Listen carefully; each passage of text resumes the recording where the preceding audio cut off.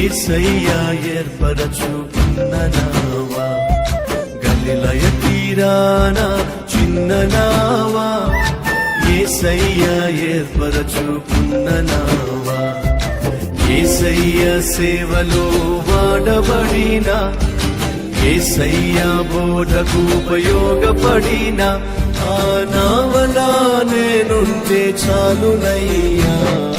గలిలయ తీరాన చిన్న నావా, యేసయ్యా ఏర్పరచుకున్న నావా, గలిలయ తీరాన చిన్న నావా, యేసయ్యా ఏర్పరచుకున్న నావా.